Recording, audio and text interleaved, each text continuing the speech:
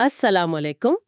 آج ہم قرآن مجید کی ایک بہت گہری اور ہمیں سوچنے پر مجبور کرنے والی سورت الدخان کے م، ابتدائی حصے کا جائزہ لے رہے ہیں۔ جی وعلیکم السلام۔ سورۃ الدخان واقعی بہت اہم مضامین ہے اس میں۔ ہمارے سامنے اس کی پہلی 59 آیات ہیں اور ہمارا مقصد ہے کہ ان میں جو اہم پیغامات ہیں، تنبیہات ہیں، تاریخی اسباب ان کو سمجھا جائے، جیسے غوطہ خور نہیں موتی تلاش کرتا۔ بالکل بالکل، ایک گہرائی میں اترنے والی بات ہے۔ تو ہم وحی کی عظمت سے شروع کریں گے، پھر وہ دھوئیں کا جو انتباہ ہے، منکرین کا رویہ، اور ہاں فرعون کے قصے سے جو سبق ملتا ہے اس پر بھی بات ہوگی۔ جی پھر آخرت کے انکار کا مسئلہ، کائنات کیوں بنائی گئی، اس کا مقصد، اور پھر ظاہر ہے یوم جزا، اس کی ہولناکی اور نیک و بد کا جو انجام ہے اس کا تفصیلی جائزہ۔ انشاءاللہ۔ تو آئیے اس بابرکت کلام کے سمندر میں اترتے ہیں، دیکھتے ہیں کیا ملتا ہے۔ سورت کا آغاز تو ہوتا ہے حروف مقطعات حام سے۔ یہ تو پراسرار حروف ہیں جن کا اصل مطلب تو اللہ ہی بہتر جانتا ہے۔ جی ہاں، مفسرین نے اس پر بہت کلام کیا ہے۔ اکثر اسے قرآن کے معجزہ ہونے کی دلیل سمجھتے ہیں۔ اور فوراً بات قسم کھائی گئی ہے واضح کتاب کی، یعنی خود قرآن کی۔ فرمایا گیا کہ اسے ایک مبارک رات میں نازل کیا، ایک برکت والی رات۔ یہ صرف اطلاع نہیں بلکہ ایک انتباہ بھی ہے۔ یہ مبارک رات، اس کی کیا خاص اہمیت ہے؟ دیکھیں، یہ لیلۃ المبارکہ کا ذکر جو ہے نا، یہ بہت کلیدی ہے۔ قرآن خود ہی آگے اشارہ دیتا ہے کہ وہ رات ہے جس میں ہر حکمت والے معاملے کا فیصلہ صادر کیا جاتا ہے۔ اچھا۔ یہ اللہ کی طرف سے آپ سمجھے کہ ایک حکم ہوتا ہے جو اس کی رحمت کا حصہ ہے۔ تو گویا یہ کتاب، یہ وحی، اللہ کی طرف سے ایک طرح کی سالانہ منصوبہ بندی ہے انسانوں کی رہنمائی کے لیے، ان کو خبردار کرنے کے لیے۔ یعنی یہ صرف الفاظ نہیں؟ نہیں، یہ صرف الفاظ نہیں ہیں، یہ ایک زندہ حقیقت ہے جو کائنات کے نظام سے جڑی ہے، اور عام طور پہ اسے شب قدر ہی سمجھا جاتا ہے جو رمضان میں آتی ہے۔ تو یہ پہلو وحی کو ایک کائناتی واقعہ بنا دیتا ہے۔ یہ واقعی ایک دلچسپ نقطہ ہے کہ وحی کا نزول وہ کائنات کے وسیع تر نظام سے جڑا ہوا ہے۔ اچھا، اگلی آیات اللہ تعالیٰ کی صفات بتاتی ہیں۔ وہ سننے والا ہے، جاننے والا ہے، وہ آسمان و زمین اور ان کے بیچ کی ہر چیز کا رب ہے۔ لیکن ساتھ میں ایک شرط بھی لگائی، اگر تم یقین لانے والے ہو۔ اس شرط کا کیا مطلب ہوا؟ کیا یہ صفات صرف یقین کرنے والوں کے لیے ہیں؟ نہیں، ایسا نہیں ہے۔ اللہ کی ربوبیت، اس کا علم، وہ تو سب پر محیط ہے، کوئی مانے یا نہ مانے۔ یہ جو جملہ ہے نا، اگر تم یقین لانے والے ہو، یہ دراصل مخاطب کو جھنجھوڑنے کے لیے ہے۔ مطلب کہ اگر واقعی تم میں سچائی کو قبول کرنے کی طلب ہے، صلاحیت ہے، تو یہ دلیلیں تمہارے یقین کے لیے کافی ہیں۔ یہ ایک طرح سے چیلنج بھی ہے اور دعوت بھی۔ باپ دادا کا بھی رب ہے۔ یہ توحید کا بنیادی، بالکل غیر متزلزل پیغام ہے جو اس صورت کی بنیاد ہے۔ لیکن اتنے واضح پیغام کے باوجود اگلی آیت کہتی ہے، بلکہ وہ شک میں پڑے کھیل رہے ہیں۔ یہ شک میں کھیلنا، یہ کیا ہے؟ کیا یہ صرف لا علمی ہے یا کچھ اور؟ یہ دیکھیں، یہ محض لا علمی نہیں ہے، یہ جان بوجھ کر حقیقت سے آنکھیں چرانا ہے، اسے سنجیدگی سے نہ لینا۔ کھیلنے کا لفظ یہاں بہت معنی خیز ہے۔ جی یہ بتاتا ہے کہ وہ زندگی کے مقصد، آخرت، رسالت جیسے جو سنجیدہ معاملات ہیں نا، ان کو غیر اہم سمجھ رہے ہیں، تفریح سمجھ رہے ہیں۔ ان کا شک وہ نہیں جو علم کی تلاش میں ہو، بلکہ وہ شک جو حق سے بھاگنے کا بہانہ ہو۔ اچھا، اسی لیے تو انہیں فوراً ایک سخت تنبیہ کی جاتی ہے، اور وہ تنبیہ ہے ایک آنے والے عذاب کی۔ پس تم انتظار کرو اس دن کا جب آسمان ایک واضح دھواں لائے گا۔ یہ دخان مبین یعنی واضح دھواں، یہ کیا ہے؟ اس پر تو کافی بحث ہوتی رہی ہے۔ جی ہاں، مفسرین میں اس دخان کی نوعیت پر اختلاف ہے۔ کچھ کہتے ہیں کہ یہ مکہ پر ایک شدید قحط آیا تھا، خشک سالی تھی، تو بھوک کی شدت سے لوگوں کو آنکھوں کے آگے جیسے دھواں سا لگتا تھا۔ اچھا، ماضی کا واقعہ؟ جی، ایک تعبیر یہ ہے۔ دوسری تعبیر یہ ہے کہ یہ مستقبل میں قیامت کی بڑی نشانیوں میں سے ایک ہے۔ اچھا۔ لیکن اہم بات یہ ہے کہ قرآن اسے عذاب علیم کہتا ہے، یعنی دردناک عذاب جو لوگوں کو ڈھانپ لے گا۔ تو تشریح جو بھی ہو، یہ انکار اور سرکشی کا ایک ہولناک، ایک محسوس کیا جانے والا نتیجہ ہے۔ یہ صرف دھمکی نہیں، ایک آنے والی حقیقت ہے۔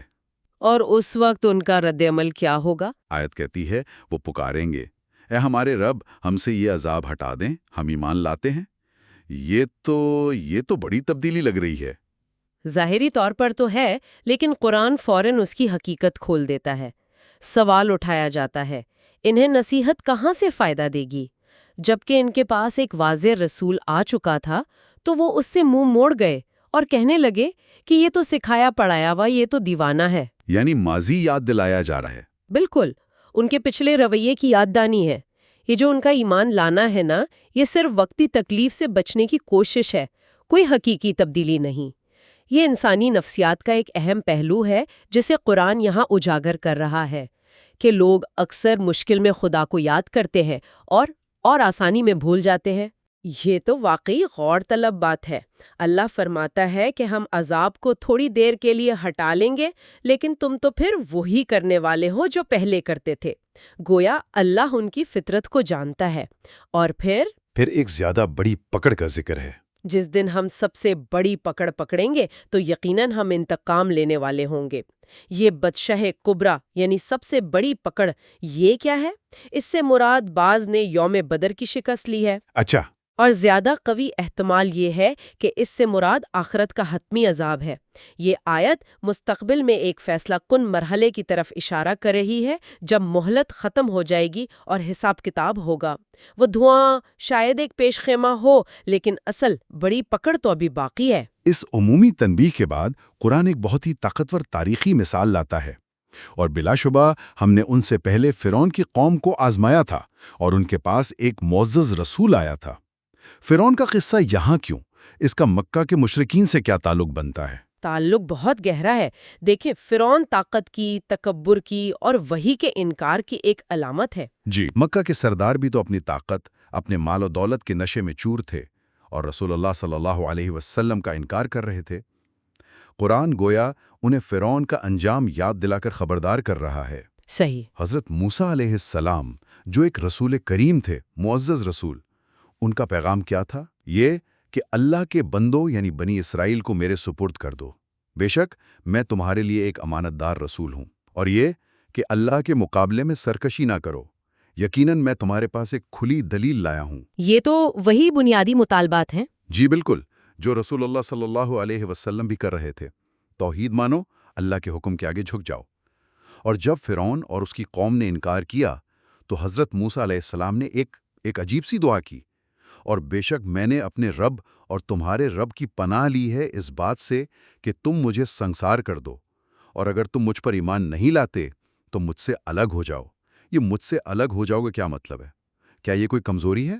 نہیں، یہ کمزوری نہیں ہے، یہ حجت تمام کرنا ہے اور مزید ٹکراؤ سے بچنے کی کوشش ہے۔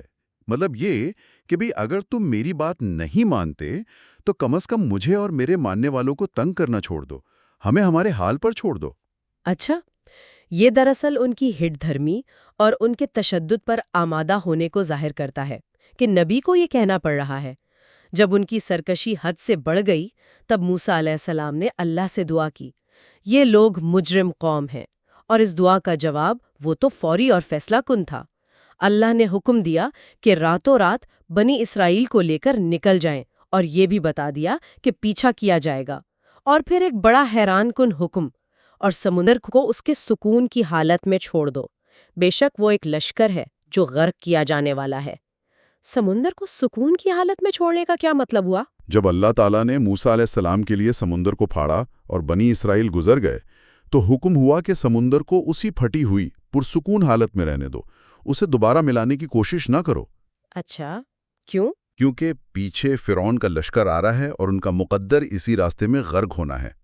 یہ اللہ کی تدبیر اور قدرت کا ایک شاندار مظاہرہ ہے۔ سبحان اللہ۔ اگر ہم اسے بڑے تناظر میں دیکھیں نا تو یہ ظاہر کرتا ہے کہ اللہ کیسے اسباب پیدا کرتا ہے اور اپنے نافرمانوں کو انہی کے منصوبوں کے ذریعے تباہ کرتا ہے۔ فرعون اپنی طاقت کے گھمنڈ میں سمندر میں گھسا اور وہی اس کی قبر بن گئی۔ اس کے بعد جو منظر کشی کی گئی ہے وہ تو بڑی عبرتناک ہے۔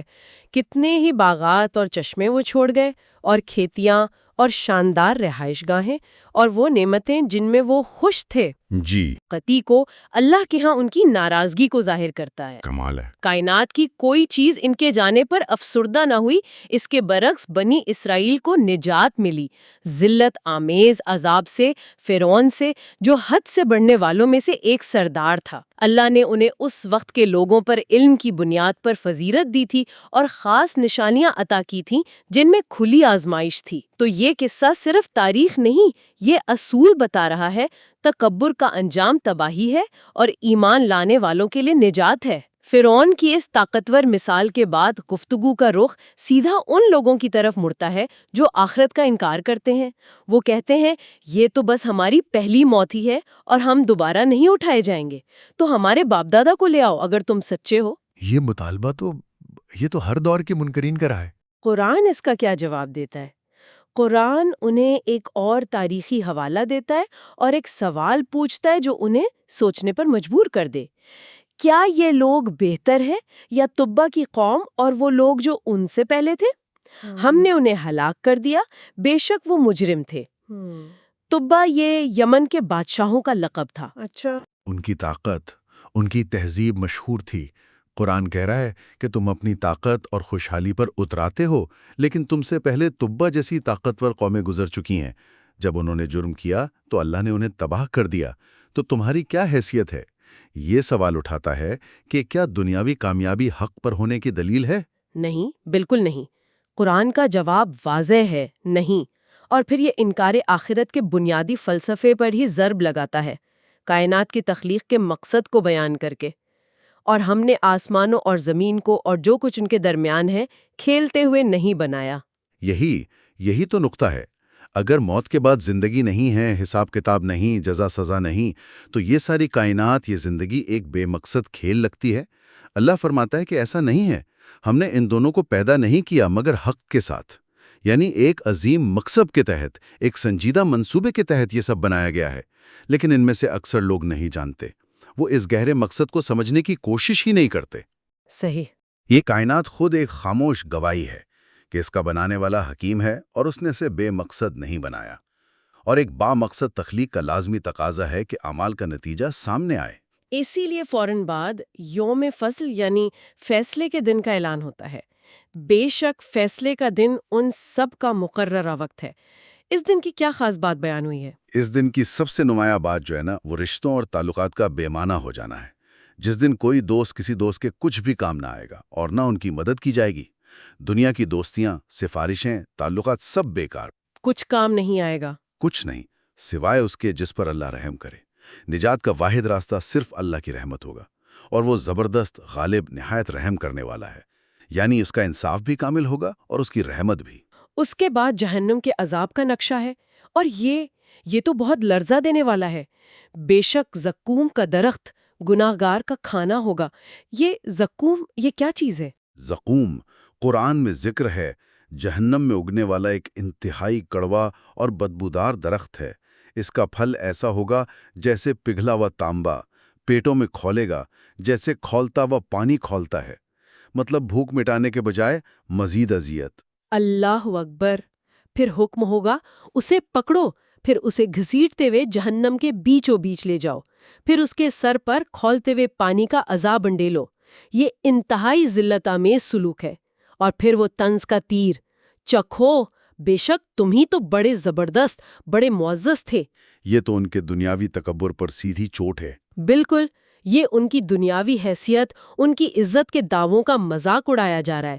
انہیں یاد دلایا جا رہا ہے کہ جس طاقت، جس عزت پر وہ اکڑتے تھے، آج وہ کس حال میں ہے۔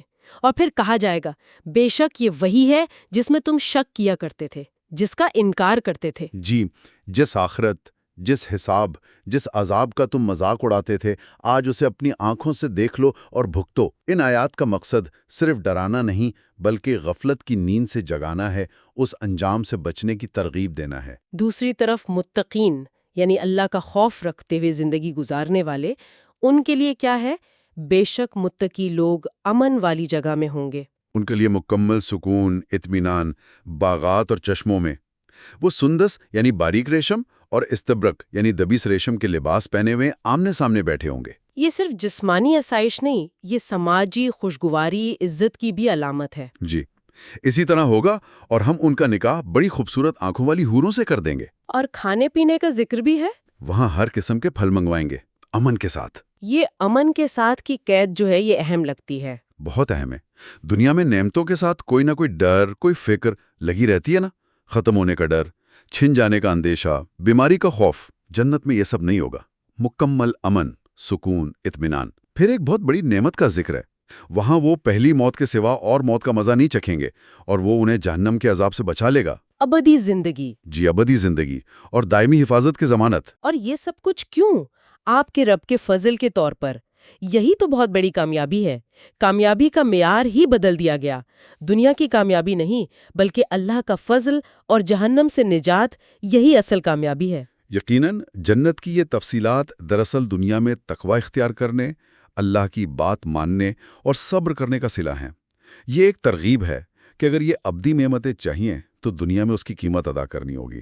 سورت کے حصے کے آخر میں اللہ تعالیٰ اپنے نبی صلی اللہ علیہ وسلم سے فرماتا ہے، پس ہم نے اس کو آپ کی زبان میں آسان کر دیا ہے تاکہ وہ نصیحت حاصل کریں۔ یعنی یہ پیغام واضح ہے، سمجھنے کے قابل ہے۔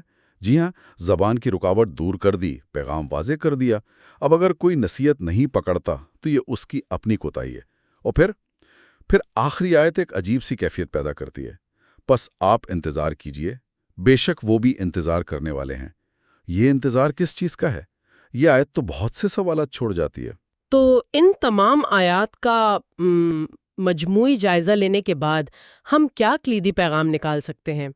مجھے جو بات سب سے زیادہ نمایاں لگی وہ یہ ہے کہ یہ سورت انکار حق کے نتائج کو بہت واضح طور پر سامنے لاتی ہے، چاہے وہ دنیا میں دھوئیں جیسے عذاب کی شکل میں ہو، فرعون کی طرح تباہی ہو، یا پھر آخرت کا دائمی عذاب۔